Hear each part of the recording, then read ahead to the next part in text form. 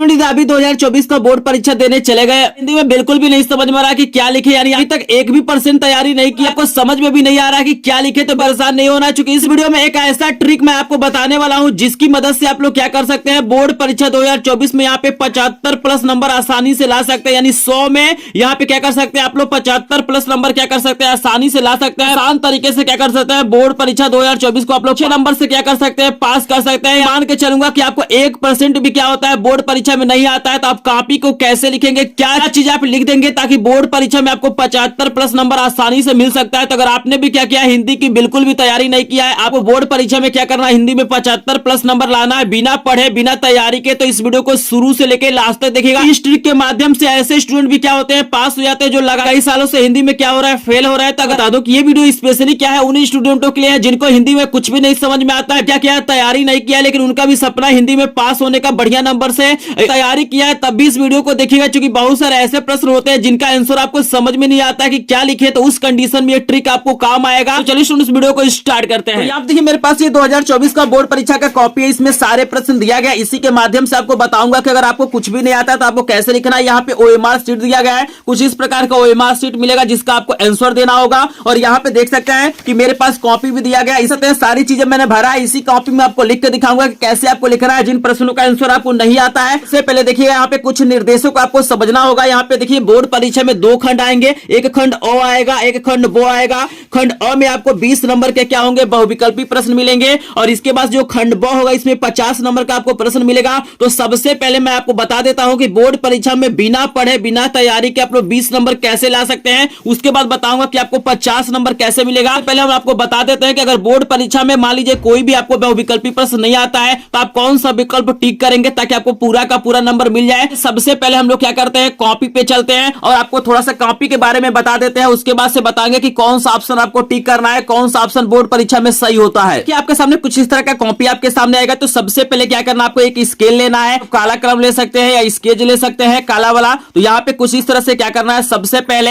ऐसे क्या करना है, आपको सीधा खींचना है ताकि कॉपी आपका अट्रैक्टिव दिखाई दे, और इसके अंदर ही लिखना है, इसके बाहर आपको नहीं जाना है, याद रखना है। आप चाहे तो डबल लाइन का भी यहाँ पे प्रयोग कर सकते हैं, ठीक है, आपकी मर्जी, आप चाहे तो यहाँ पे डबल लाइन का भी प्रयोग कर सकते हैं। तो सबसे पहले हम लोग खंड क की बात करते हैं। यहाँ पे हम लिख लेते हैं खंड, यहाँ पे हम लिख लेते हैं आपके सामने को। और आप सभी को पता है कि भाई जो खंड क होगा इसमें बहुविकल्पी प्रश्न मिलेगा। अब मैं दिखा देता हूं, देख सकते हैं बहुत सारा यहाँ पे इस वायरल पेपर में क्या किया गया है, बहुविकल्पी प्रश्न दिया गया है। तो इस तरीके से क्या होगा, आपको 20 बहुविकल्पी प्रश्न देखने के लिए मिलेंगे। आपको बिल्कुल भी नहीं समझ में आ रहा है कि कौन सा ऑप्शन टिक करें, तो यहाँ मैं आपको वायरल ट्रिक बताने वाला हूँ 2024 का, जिसके मदद से क्या होता है, जो बच्चा लगातार फेल होता है वो भी क्या होता है, पास हो जाता है। तो यहाँ पे करना क्या है, जैसे मान के चलिए हमारे पास प्रश्न नंबर 1 है, तो 4 ऑप्शन दिया जाएगा, आपको क दिया जाएगा, फिर यहाँ पे ख दिया जाएगा, फिर आपको दिया जाएगा यहाँ पे ग, और यहाँ पे दिया जाएगा घ। आप सभी को पता है। तो यहाँ पे मात्र आपको 2 ही ट्रिक बता रहा हूँ, बिल्कुल वायरल ट्रिक बता रहा हूँ। आप लोग अपने टीचर से भी पूछ लीजिएगा, अपने फ्रेंडों से पूछ लीजिए, ये ट्रिक क्या होता है, बहुत ज्यादा काम करता है। और इसी के मदद से क्या हो, बच्चे पास होते हैं। बहुत सारे बच्चों के बारे में आप लोग सुने होंगे, लोग कहते हैं कि ये पढ़ता नहीं था, बिल्कुल इसको कुछ नहीं करता था, गधा था,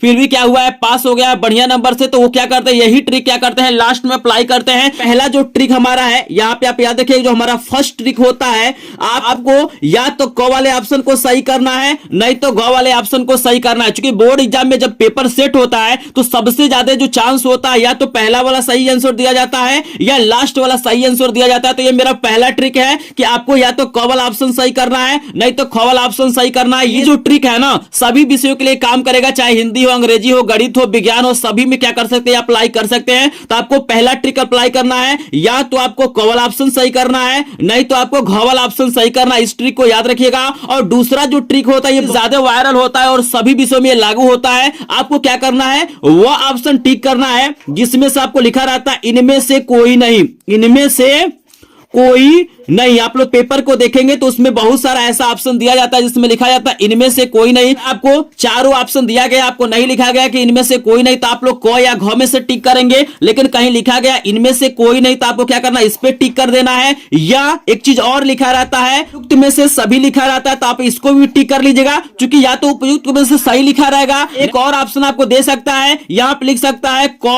व ख। कभी कभी ऐसा भी देता है कि 2 ऑप्शन आपको दे दिया जाता है, तो ख दिया जाता है, तो आपको इस पे भी टिक कर देना है। तो याद रखिएगा बोर्ड एग्जाम में 3-4 तरीके से आपको एमसीक्यू प्रश्न आते हैं। या तो आपको चारों ऑप्शन दिया होगा तो आपको क या घ में से सही कर देना, जो आपको सही लगेगा उसको टिक कर दीजिएगा। उसके बाद से आपको इनमें से कोई नहीं देता है तो उसको टिक कर लीजिए, या उपयुक्त में से सभी दिया गया है तो इसको टिक कर लेंगे। आपको क एवं ख दिया गया है, क एवं ग दिया गया है तो इसको क्या करना, आपको टिक कर लेना। ये ट्रिक क्या होता है, बोर्ड परीक्षाओं के लिए सबसे ज्यादा वायरल होता है। लास्ट में इसी ट्रिक के माध्यम से क्या करते हैं, बोर्ड एग्जाम में बच्चे क्या करते हैं, पास होते हैं। तो यहां दिया कि 20 प्रश्नों का आंसर आपको कैसे देना है, आपको बताने जा रहा हूं कि 50 नंबर का जो वर्णात्मक प्रश्न आएगा उस पर आप लोग कैसे देंगे ताकि आपको पूरा का पूरा नंबर मिल जाए। यहां बता दूं कि इस ट्रिक के माध्यम से आपको 100 में 100 नंबर नहीं मिलेगा, 75 प्लस नंबर आपको आसानी से मिल जाएगा। तो पूरा वीडियो को ध्यान से देखिएगा, और ऐसा ट्रिक अभी तक कोई नहीं बताया है तो वीडियो को बिल्कुल भी आपको स्किप नहीं करना है। तो चलिए आपको बताते हैं 50 नंबर का प्रश्न आप लोग कैसे करेंगे। देखिए इसके बाद आपको आएगा खंड ब, और खंड ब जो आपका होगा 50 नंबर का होगा। यहाँ पे देख सकते हैं हिंदी का बिल्कुल ऐसा ही पेपर आएगा, बिल्कुल वायरल पेपर 2024 के पेपर से मैं आपको बता रहा हूं कि कैसे आपको ट्रिक को अप्लाई करना है।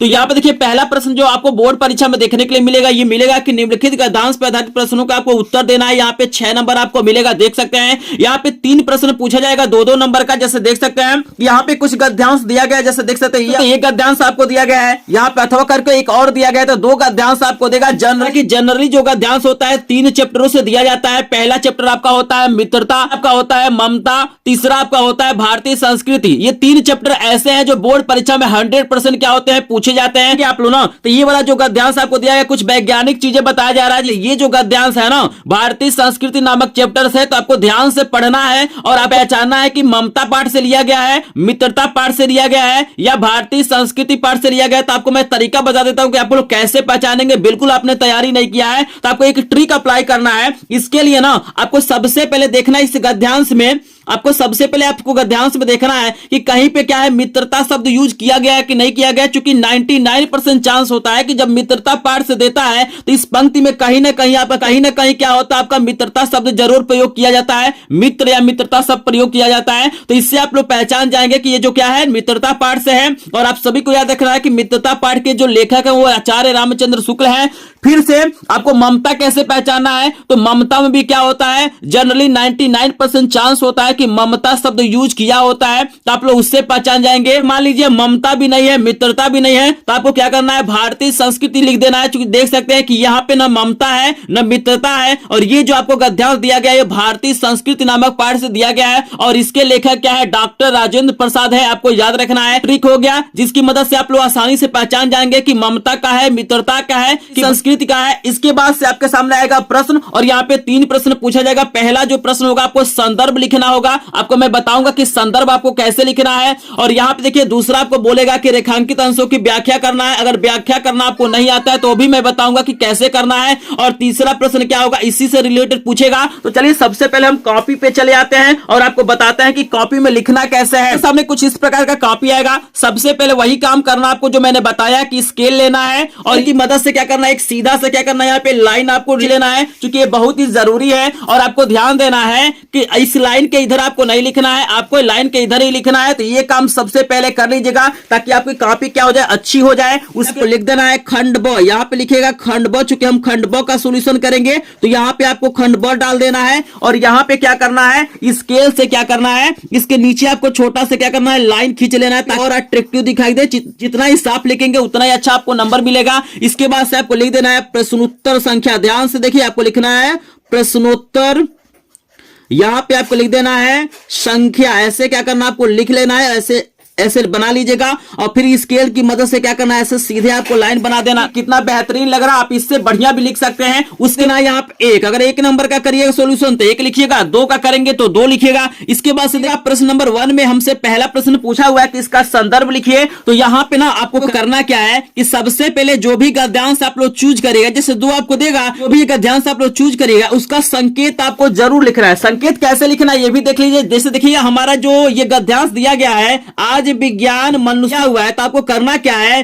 कि शुरू का कुछ शब्द, जैसे मान लीजिए यहां से और लास्ट का कुछ शब्द को नियंत्रित भी, यहां तक क्या करना आपको लिखना है। जैसे देखिए कैसे मैं लिखूंगा, आपको सिंपली क्या करना है, जहां पे आप लिखेगा प्रश्नोत्तर संख्या 1, वहां पे आपको लिख देना है कि आज, ठीक है ना, यहां पे लिख देना है मनुष्य साफ साफ लिखना है ताकि आपको पूरा का पूरा नंबर मिले। आपको लिखना आज मनुष्य, यहाँ पे क्या करना है आपको डैश डैश आपको कर देना है। और यहाँ पे मैंने शुरू का कुछ यहाँ पे शब्द लिखा है और लास्ट वाला हमारा शब्द क्या है, को नियंत्रित भी, तो हम लिख लेते हैं नियंत्रित भी। तो यहाँ पे आपको लिख देना है नियंत्रित, यहाँ पे लिखना है नियंत्रित, ये हो गया नियंत्रित। यहाँ पे लिख देना है भी और यहाँ पे एक लाइन खींच देना है, खड़ी पाई आपको लगा देना है। आई होप आपको समझ में आ रहा होगा। आप चाहे तो इसको ब्लू पेन से भी लिख सकते हैं, इसमें कोई दिक्कत नहीं है। इसके बाद से आपको डाल देना है यहाँ पे पहला वाला, मतलब हम पहले वाले का आंसर लिखने जा रहे हैं। और पहला वाला जो आपसे पूछा गया है, ये पूछ रहा है प्रस्तुत गद्यांश के पाठ और लेखक का नाम लिखिए। आपसे संदर्भ भी पूछा जा सकता है, संदर्भ का मतलब यही होता है। तो यहाँ पे आपको क्या करना है, काले कलम से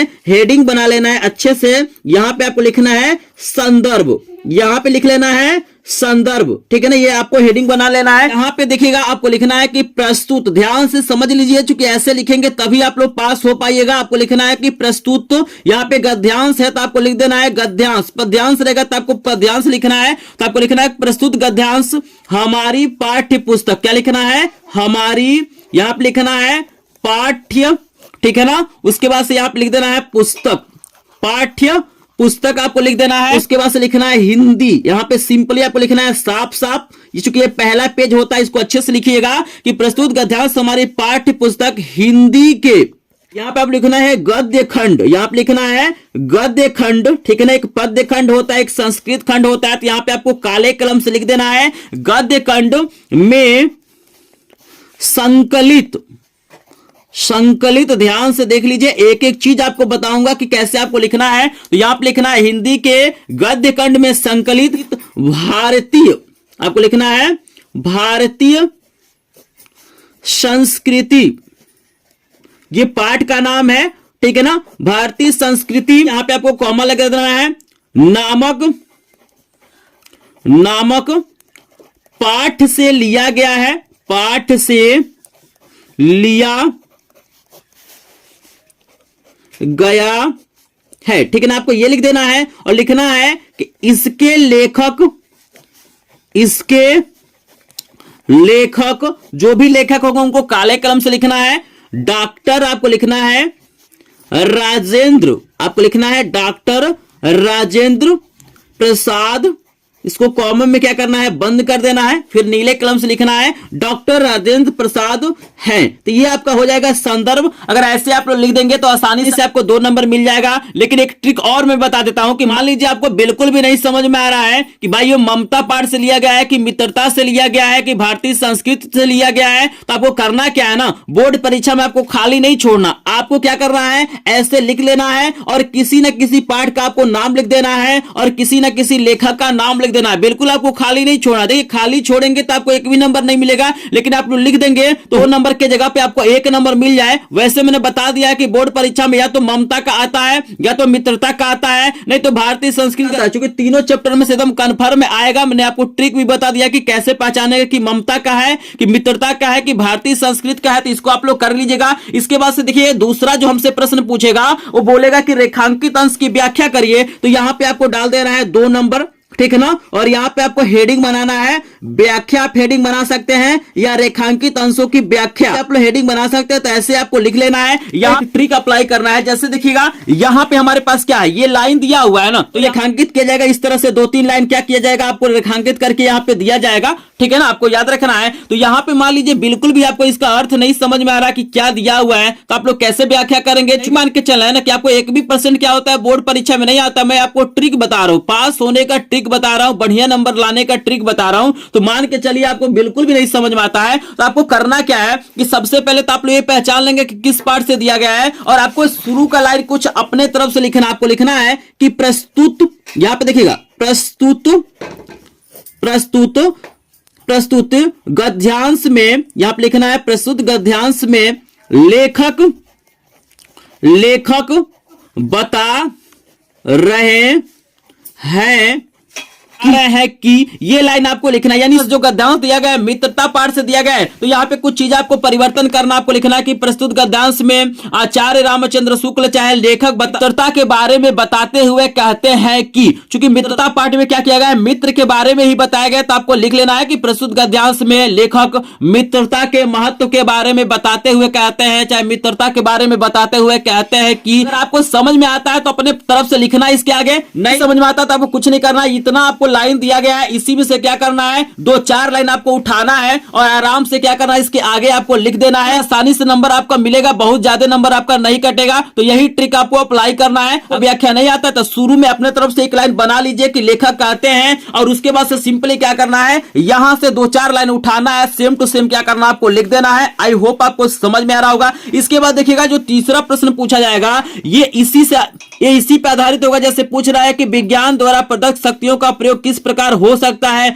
इस शक्ति का प्रयोग किस भावना से किया जाना चाहिए। तो आप लोग इसको पढ़िएगा, समझ में आएगा तो लिखिएगा, आएगा तो सिंपली आपको उठाना है कि विज्ञान द्वारा प्रदत्त शक्तियों का प्रयोग निम्न तरीके से किया जा सकता है, और यहाँ पे बीच में से क्या करना है, कोई ना कोई लाइन क्या करना आपको उठा के क्या करना है, लिख देना है, आसानी से आपको नंबर मिल जाएगा। आई होप आपको पहला प्रश्न तो समझ में आ गया होगा कि बोर्ड परीक्षा में कैसे लिखेंगे कि आपको बढ़िया से बढ़िया नंबर मिल सके, आप लोग पास हो जाए। तो पहला प्रश्न आपको समझ में आ गया। चलिए इसके बाद से हमारे सामने देखिए दूसरा प्रश्न आएगा। दूसरा प्रश्न कहेगा कि निम्नलिखित पदांशों पर आधारित प्रश्नों का उत्तर देना, ये 6 नंबर आपको मिलेगा। तो चलिए इसका भी आपको ट्रिक बता देते हैं कि कैसे आपको लिखना है। दूसरा जो प्रश्न आएगा इसमें भी आपको वही ट्रिक अप्लाई करना है। यहाँ पे सबसे पहले कॉपी पे हम लोग चलते हैं, और यहाँ पे कॉपी को क्या करना है, स्केल की मदद से इस प्रकार आपको एक लाइन खींच लेना है, और यहाँ पे आपको लिखना है प्रश्नोत्तर संख्या 2। यहाँ पे लिखेंगे प्रश्नोत्तर, यहाँ पे लिख देना है संख्या, आपको डाल देना है यहाँ पे 2, और सिंपली क्या करना है, ऐसे लाइन क्या करना है, आपको ड्रॉ कर देना है। आई होप आपको समझ में आ रहा होगा। यहाँ पे 2 पद्यांश दिया जाएगा, आप देख सकते हैं, एक ये दिया हुआ है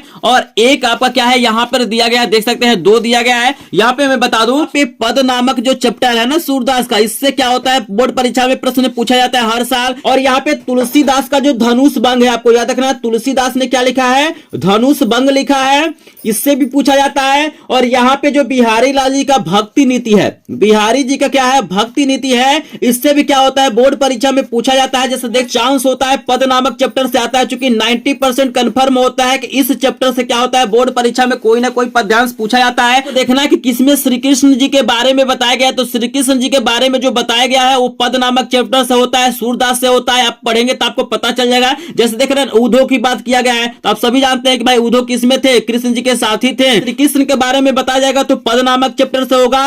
राम सीता के बारे में बताया जाएगा तो उस भंग में से होगा, तुलसीदास में से होगा। अब कुछ भक्ति की चीजें आपको बताया जाएगा तो भक्ति नीति में क्या होता है, इन दोनों में से क्या होता है, कंफर्म होता है। तो यहाँ पे यही ट्रिक है कि अगर कृष्ण जी के बारे में बताया गया है तो पद समझ लीजिएगा, और राम जी के बारे में बताया गया है तो धनुष भंग आपको समझ लेना है, ठीक है ना। जैसे देखिए पहला वाला जो हमारा दिया गया है, इसमें लिख रहा है कि यूधो मोहि ब्रज बिसरत नाही वृंदावन गोकुल उपवन। देख रहे हैं ना, ये किसके बारे में बताया जा रहा है, कृष्ण के बारे में बता रहा है, गोपियों के बारे में बताया जाता है, कृष्ण लीला के बारे में है। क्या होता है, आपको सूरदास भी देखने के लिए कहीं ना कहीं मिल जाता है, तो सूरदास लिखा हो या कृष्ण जी के बारे में बताया तो समझ लेना कि पद नामक चैप्टर है। तो ये आपका ट्रिक हो गया, जिस आसानी से पहचान सकते हैं। चलिए आपको बताते हैं कि अगर आपको नहीं समझ में आता है तो कैसे आपको लिखना परीक्षा में क्या हो सके पास। आपको सबसे पहले क्या करना है, प्रश्नोत्तर संख्या 2 डाल देना है, और यहाँ पे वही चीज आपको अप्लाई करना है, संकेत लिखना है, शुरू का कुछ वर्ड लिखना है और लास्ट वाला कुछ आपको वर्ड लिखना है। तो चलिए हम लिख लेते हैं, तो लिख देते हैं, सबसे पहले लिख देते हैं ऊधो, ठीक है ना, यहाँ पे दिया गया ऊधो, और यहाँ पे दिया गया थोड़ा सा आपको मोही, ये दिया हुआ है मोही, तो शुरू का हम लिख लेते हैं, बीच में हम लोग डैश डैश करेंगे, आप काले कलम से भी लिख सकते हैं, और लास्ट वाला में हमको दिया गया है जदू तात, तो दिया गया है जदू, यहाँ पे दिया गया है तात, तो हम जदू तात लिखेंगे, यहाँ पे डैश डैश कर देंगे। फिर हम लोग क्या करेंगे, यहाँ पे हेडिंग बनाएंगे, पहला यहाँ पे पहला नंबर लिखेंगे, और हमसे संदर्भ पूछा गया है पहले, तो हम लोग हेडिंग यहाँ पे बनाएंगे संदर्भ। ध्यान से देखिएगा एक एक चीज, क्योंकि यही क्या करेगा, आपको बोर्ड परीक्षा में पास कराएगा। तो यहाँ पे आपको लिख देना है संदर्भ, चीजें लिखा गया है, पहला में आपको संदर्भ लिखना है। तो संदर्भ कैसे लिखेंगे, लिखना है कि प्रस्तुत, क्या लिखेंगे, प्रस्तुत, या पदांश, ये पद्यांश होता है तो आपको लिखेंगे प्रस्तुत पद्यांश, ठीक है ना। आपको लिखना है हमारी पाठ्य पुस्तक, पाठ्य पुस्तक का क्या नाम है आपके, हिंदी है, तो लिखेंगे पाठ्य पुस्तक हिंदी के काव्य खंड, इसको हम लोग बोलते हैं काव्य खंड। तो याद रखिएगा आपको लिखना है काव्य खंड। तो आप चाहे तो काव्य खंड को काले कलम से लिख सकते हैं या आपने नीले कलम से लिखा है तो इसके नीचे आपको क्या करना, अंडरलाइन कर लेना है। आप चाहे तो काले कलम का भी उपयोग कर सकते हैं। तो काव्य खंड में संकलित, संकलित यहां पे लिख देना है काव्य खंड में संकलित। यहां पे आपको पाठ का नाम लिखना है पद, पद नामक शीर्षक या पाठ से लिया गया है, शीर्षक से लिया गया है या उद्धृत भी लिख सकते हैं, लिया गया है, ऐसे आपको लिख देना है। फिर लिखना है इसके कवि, इसके कवि सूरदास जी हैं। इसके कवि कौन है, सूरदास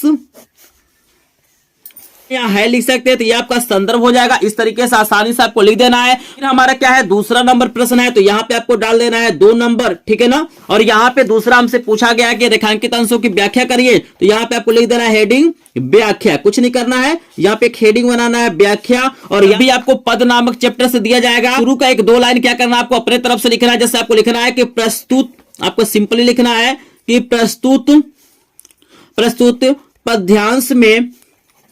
पद्यांश में कवि, चाहे सूरदास जी, कवि श्री कृष्ण, आपको याद रखना है कवि श्री कृष्ण। आप सभी जानते हैं कि भाई इसमें क्या किया गया है, कृष्ण के बारे में बताया गया है। अगर धनुष बंग का होगा, तुलसीदास का होगा, तो उन्होंने किसके बारे में बताया, राम के बारे में बताया गया है। तो यहाँ पे सिंपली आपको लिखना है कि प्रस्तुत पद्यांश में कवि श्री कृष्ण की महिमा और उनके लीलाओं का वर्णन करते हुए कहते हैं, वर्णन करते हुए कहते हैं कि, ठीक है ना, कहते हैं कि यहां तक आपको लिखना है। अगर तुलसीदास का होता, धनुष भंग वगैरह होता, वन पथ पर होता, तो आप लोग श्री कृष्ण के आपको श्री राम आपको लिख देना है, क्योंकि उन्हीं के बारे में उसमें बताया गया है। उसके बाद अगर आपको आता है समझ में तो लिखिए, नहीं समझ में आता है तो क्या करना है, ये जो लाइन आपको दिया गया इसी को भी लिख सकते हैं या अपने भाषा में भी लिख सकते हैं। बस आपका सिंपल ये क्या हो जाएगा, कंप्लीट हो जाएगा। और यहाँ पे देखिए तीसरा प्रश्न जो होता है 90% आपसे अलंकार पूछा जाता है। तो आपको कुछ नहीं करना, इसका भी ट्रिक आप लोग देख लीजिएगा कि बोर्ड परीक्षा में जब भी आपको क्या होता है, अलंकार पूछता है, तो आपको करना क्या है, यहाँ पे पहले 3 नंबर डाल लेते हैं और यहाँ पे एक हेडिंग आपको बनाना है अलंकार। यहाँ पे आपको लिखना है अलंकार, लेकिन आपको हेडिंग बनाना है। और जनरली अलंकार ही पूछा जाता है तीसरे वाले प्रश्न में। तो यहाँ पे देखिएगा सबसे ज्यादा जो अलंकार यूज किया गया है ना सभी पाठों में, वो आपका किया गया अनुप्रास। याद रखिएगा सबसे ज्यादा कौन सा अलंकार यूज किया गया, अनुप्रास। तो अगर आपको कुछ भी नहीं समझ में आता है कि कौन सा अलंकार लिखे, तो आप लोग लिख दीजिएगा कि पंक्तियों में अनुप्रास अलंकार है। तो इसको बिल्कुल भी आपको याद कर लेना है कि जब भी अलंकार पूछेगा तो आप अनुप्रास अलंकार लिख दीजिएगा, क्योंकि सबसे ज्यादा क्या किया गया, यही प्रयोग किया गया है। तो इसको आप लोग देख लीजिएगा। आई होप आपको दूसरा प्रश्न भी समझ में आ गया हो कि बोर्ड परीक्षा में आपको कैसे लिखना है। इस ट्रिक के माध्यम से लगातार बच्चे क्या हो रहे हैं, पास हो रहे हैं। बस इस ट्रिक को अप्लाई कर दीजिएगा, हिंदी के पेपर में आप लोग पास हो जाएंगे और बढ़िया नंबर से आप लोग पास होंगे। चलिए आपको बताते हैं कि तीसरा वाला प्रश्न आपको कैसे लिखना है। प्रश्न नंबर 3 बिल्कुल 2024 का बोर्ड पेपर है, बिल्कुल इसी तरह का पेपर आपके सामने आएगा। और यहाँ पे जो प्रश्न नंबर 3 होगा बहुत ही शानदार, बहुत ही इंपॉर्टेंट होगा। बिल्कुल ध्यान से आपको देख रहा है, ये प्रश्न बहुत ही ज्यादा इंपॉर्टेंट होगा। यहाँ पे देखिए आपको 5 नंबर मिलेगा। जैसे देख सकते हैं पहला प्रश्न,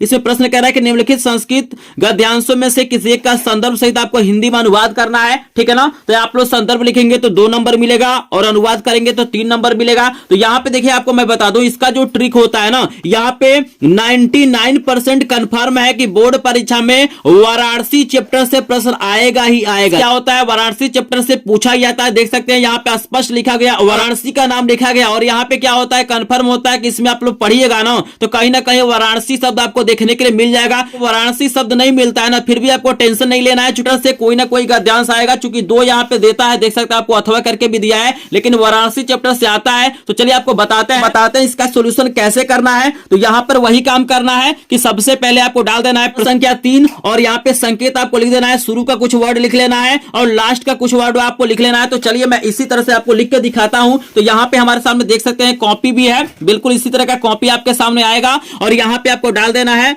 प्रश्नोत्तर संख्या, यहां पे लिखना है प्रश्नोत्तर, प्रश्नोत्तर यहाँ पे संख्या आपको डाल देना है 3, 3 नंबर का कर रहे हैं तो हम 3 लिख देंगे। यहाँ पे अच्छे से लाइन आपको खींच लेना है और यहाँ पे देखिए सबसे पहले आपको संकेत लिखना है, लिख लेते हैं। यहाँ पे लिख सकते हैं, यहाँ पे जो शुरू में कुछ शब्द दिया गया है इसको हम लिख लेते हैं ताकि एग्जामिनर को ये पता चल जाए कि 2 आपको दिया गया है, आपने कौन सा क्या किया है, सॉल्व किया है। तो यहाँ पे मैंने शुरू का कुछ लिख लिया और यहाँ पे मैं लास्ट का भी कुछ लिख लेता हूँ। लास्ट में दिया गया है प्रति दिया गया है तो इसको मैं लिख लेता हूँ, ये हमारा हो गया। और इसके बाद से देखिएगा इसमें 2 ही चीज पूछा गया है, पहला आपको संदर्भ पूछा गया है और दूसरा हमसे अनुवाद पूछा गया है। तो हम लोग यहाँ पे क्या करते हैं ना, सबसे पहले हम पहला हेडिंग बना लेंगे, यहाँ पे 1 नंबर लिखेंगे और यहाँ पे लिखेंगे हम लोग संदर्भ। अच्छे से आपको लिखना है और बढ़िया आप लिखिएगा, मैं आपको तरीका बता रहा हूं, सिखा रहा हूं, लेकिन आप लोग मुझसे भी अच्छा लिख सकते हैं। तो यहाँ पे आपको लिख देना है संदर्भ और इसका संदर्भ बहुत ही आसान होता है, बिल्कुल आसानी से आप लोग लिख सकते हैं। कैसे लिखना है यहाँ पे ध्यान से देखिएगा, आपको लिखना है कि प्रस्तुत,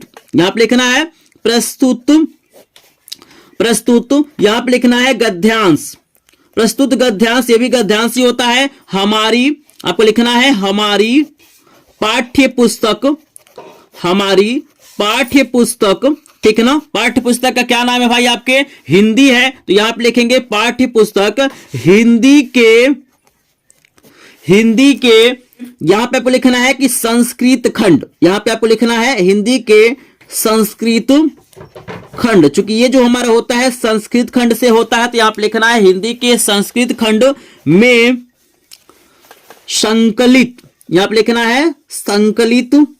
तरीके को सीख लीजिए, यही आपका काम आएगा। संकलित वाराणसी पाठ से लिया गया, यहां पे आपको लिखना है वाराणसी, यहां पे लिखना है वाराणसी नामक पाठ से उद्धृत है या लिया गया, आप लिख सकते हैं, आप लिखिएगा से लिया गया है। इस तरीके से अच्छे से आपको लिख देना, इसमें किसी लेखक वगैरह का नाम आपको नहीं लिखना होता, आपको याद रखना है। तो सिंपली यहाँ पे संस्कृत खंड आपको लिखना है और पाठ का नाम लिख देना है। इसके बाद से देखिए दूसरा वाला हमसे पूछा हुआ है कि आपको पूछा हुआ है हिंदी में अनुवाद करिए, तो यहाँ पे आपको हेडिंग बना लेना है अनुवाद, ठीक है ना। यहाँ पे अनुवाद आपको लिख देना है और यहाँ पे शुरू में कुछ लाइन अपने तरफ से भी आपको लिखना है। जैसे आपको लिखना है कि प्रस्तुत, आपको लिखना है प्रस्तुत गद्यांश में, प्रस्तुत गद्यांश में, गद्यांश में वाराणसी, वाराणसी, ठीक है ना, आपको लिख देना है वाराणसी की महिमा, महिमा के बारे में, बारे में बताया जा रहा है कि, देख रहे हैं ना, ये लाइन आपको लिख देना है। चूंकि वाराणसी चैप्टर में क्या किया गया है, वाराणसी के बारे में ही बताया गया है, तो सिंपली ये थोड़ा सा अपने तरफ से लिख देंगे तो एग्जाम को लगेगा बच्चे ने क्या किया है, बढ़िया से लिखा है, अपने पास से लिखा है। तो क्या करना है, यहाँ पे अपने भाषा में क्या करना है, वाराणसी के बारे में लिख देना है, बनारस के बारे में लिख देना है। अगर आपको नहीं समझ में आता है तो ये संस्कृत में आपको दिया गया है, इसको हिंदी में थोड़ा बहुत करके कुछ इसमें का लाइन जोड़ के आपको क्या करना है, आसानी से लिख देना है। यहाँ पे इजिली क्या हो जाएगा, आपको नंबर मिल जाएगा। आई होप आपको समझ में आ गया होगा। तीसरे प्रश्न का आंसर कैसे देंगे, अगर इतना चीजें आप लोग अच्छे से लिख देते हैं तो बोर्ड एग्जामिनर क्या करेगा, एक भी नंबर आपका नहीं कटेगा। बाकी ये चीजें तो अपने पास से आप लोग लिख सकते हैं। आई होप आपको तीनों प्रश्न कर लेंगे। चलिए आपको बताते हैं चौथा प्रश्न आपको कैसे लिखना है। ये चौथा जो प्रश्न आएगा इसके बाद से ये भी 5 नंबर आपको देगा। यहाँ पे संदर्भ लिखना है, हिंदी में आपको अनुवाद करना है। तो ये आप 2 श्लोक दिया जाएगा और किसी एक श्लोक का क्या करना, आपको हिंदी में अनुवाद करना है और संदर्भ लिखना है। तो ये आपको 3 सबसे इंपॉर्टेंट क्या करता हूं, श्लोक बता देता हूं जो बोर्ड परीक्षा में लगातार पूछा जाता है और 90% चांस होता है कि यही श्लोक क्या होगा, बोर्ड परीक्षा में आता है। तो मात्र 3 श्लोक आप लोग तैयार कर लीजिए।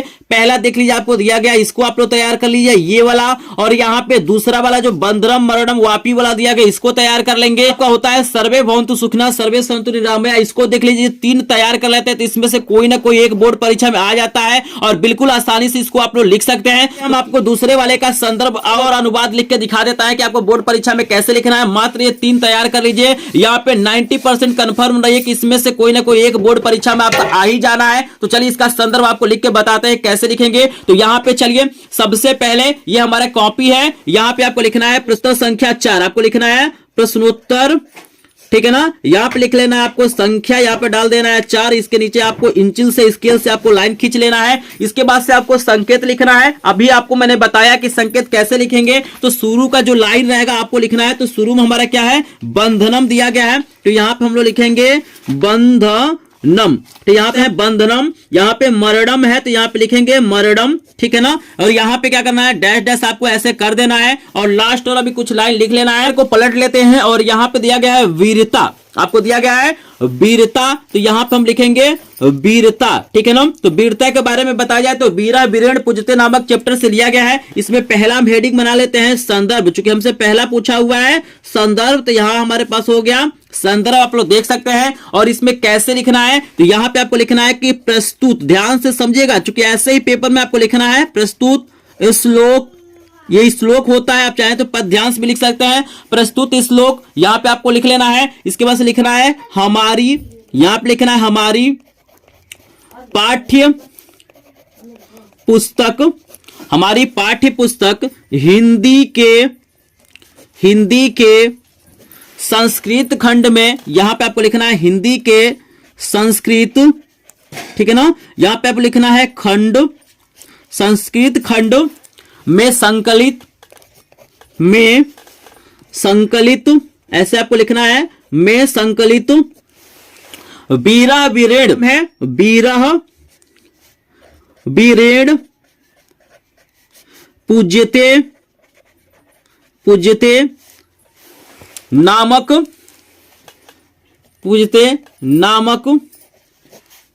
पाठ से लिया गया है। ये आपको क्या करना है, संदर्भ लिख देना है, आसानी से आप लोग लिख सकते हैं। और इसके बाद से आपको दूसरा हेडिंग बनाना है और आपको लिखना है अनुवाद। आप चाहे तो हिंदी में अनुवाद भी हेडिंग बना सकते हैं, तो यहां पे हम डाल देते हैं अनुवाद, ठीक है ना। और यहां पे आपको करना क्या है, आपको वही चीजें लिखना है कि प्रस्तुत श्लोक के माध्यम से वीरता या वीर पुरुष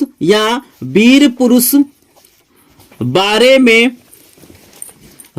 में बताया जा रहा है कि, सिंपली ऐसे आपको लिख लेना है। मतलब आपको याद रखना है कि यह शुरू का कुछ लाइन क्या करना, आपको अपने तरफ से लिखना है, ताकि बोर्ड एग्जामिनर पढ़े और वो जान दे कि बच्चा क्या किया, अपने तरफ से लिखा, और आपको पूरा का पूरा नंबर दे। बाकी चीज आप लोग जोड़ के लिख सकते हैं। आई होप आपको समझ में आ रहा होगा। चलिए आपको 5वें प्रश्न का ट्रिक बता देते हैं कि आपको कैसे लिखना है। कि आपके बोर्ड परीक्षा में जो 5वां नंबर का प्रश्न होगा, यहाँ पे 3 नंबर आपको दिया जाएगा। ये प्रश्न भी बहुत ज्यादा इंपॉर्टेंट होता है।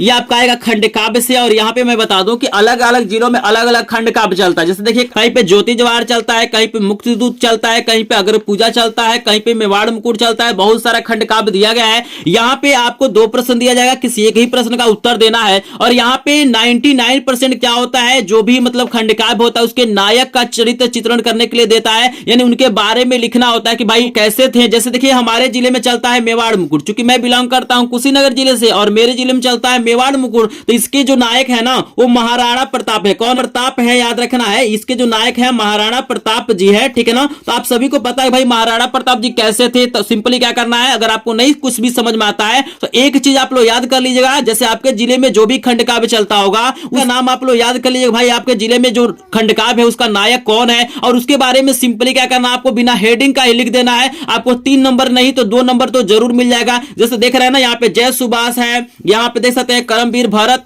जैसे यहाँ पे करमवीर भरत दिया गया है। तो जो भी खंड काव्य आपके जिले में चलता होगा आप लोग याद कर लीजिएगा। और आसानी से क्या करना, उनके बारे में आपको बिना हेडिंग का ही क्या करना है, लिख देना है। क्योंकि आप सभी को पता है भाई महाराणा प्रताप कैसे थे, सुभाष चंद्र बोस कैसे थे, जो पंडित जवाहरलाल नेहरू कैसे थे, सारी चीज आपको पता है। तो उनके बारे में आपको क्या करना है, इसी पर आपको सिंपली लिख देना है। आई होप आपको नंबर मिल जाएगा। इसके बाद से देखिए, जो 6 नंबर का प्रश्न होगा आपके सामने क्या आएगा, ये भी देख लीजिए। 6 नंबर का जो प्रश्न आएगा ये आपको जीवन परिचय लिखने के लिए देगा। यहाँ पे आपको लेखक का जीवन परिचय दिया जाएगा और कवि का जीवन परिचय दिया जाएगा। देख सकते हैं आपको लेखक का भी दिया गया है, कवि का भी दिया गया है। क्या करना, आचार्य रामचंद्र शुक्ल और जयशंकर प्रसाद दीजिएगा। मुख्य रूप से आप इसमें क्या आपको लिखना है, आपको जन्म स्थान पता होना चाहिए, जन्म की तारीख पता होना चाहिए, माता पिता का नाम पता होना चाहिए, शिक्षा पता होना चाहिए, रचनाएं पता होना चाहिए। ये सारी चीजें मेरे चैनल पे उपलब्ध है, आप लोग उस वीडियो को देख लीजिए। जीवन परिचय कैसे लिखना है, यहाँ पे कवि की बात करें तो तुलसीदास और सूरदास को आपको तैयार कर लेना है, कैसे लिखा जाता है इसको भी तैयार कर लीजिएगा। और 7वां जो प्रश्न है ना, आप लोग तैयार कर देना, इसको आपको लिख लेना है, याद रखिएगा।